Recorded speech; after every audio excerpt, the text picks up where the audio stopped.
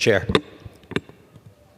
You know, I hear a lot the line, I encourage Representative Santos to resign, do the right thing, which is resign. What I hear is people don't want to take this vote. I'm just here. I'm willing to take the vote. Take the vote, guys. I'm okay with it. This is your time. This is what they've all built up to all year. The most damning feature of this farce is the total perversion of the priorities of this body and this conference, who ran on the commitment to America. Yes, witch hunting George Santos is great right there. I remember that on the top line of the commitment to America. This conference has failed to pass 4 different appropriations bills, Mr. Speaker.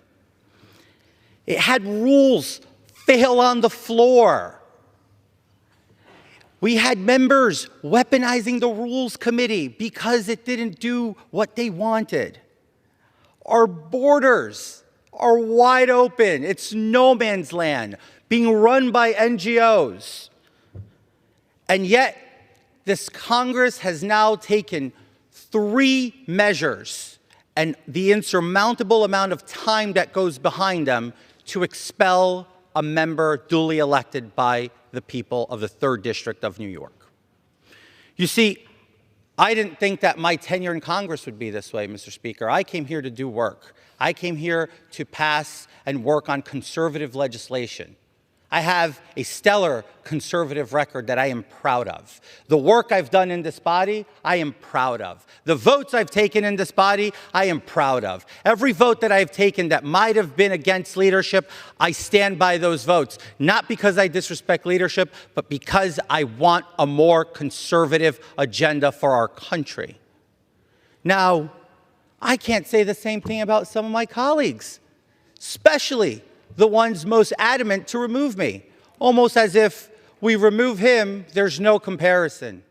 It's that much simpler. They can go home and say they're conservative. They won't know what a real conservative will look like on Long Island. That's just the reality. The votes are there. Now, let's talk about the fact of due process that everybody seems to say that I have taken and I've received. You know, it's no secret in this body that obviously I have an ongoing process with the DOJ. I was given a deadline, an unrealistic deadline, to testify before the committee the same day that I had to go to court. And they gave us a hardliner yes or no answer. They wouldn't settle for anything else. That was the deadline. I could not surpass that date, which means it was either I go to New York City to adhere to my DOJ case, or I go to the Ethics Committee. No disrespect to the committee. I've incurred over $200,000 of legal fees that have been predominantly paid for.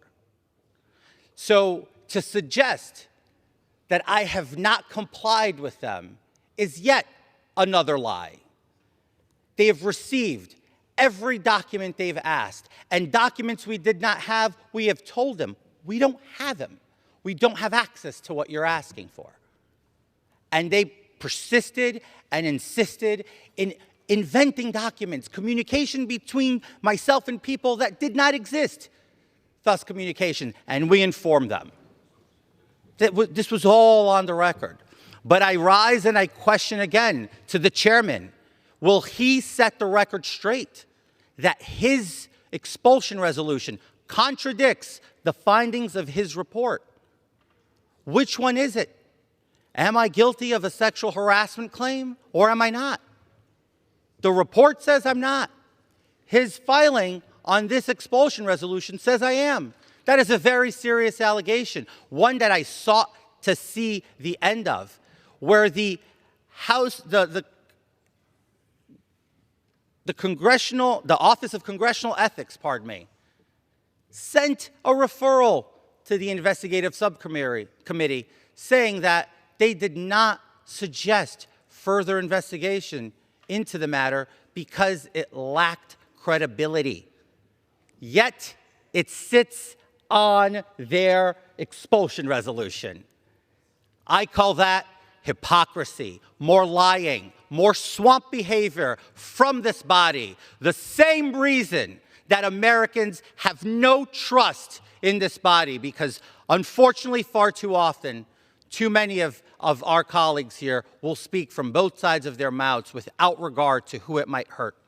As it is said, people in this town will hurt people a whole lot so they can benefit just a little bit. With that, I reserve. Reserves.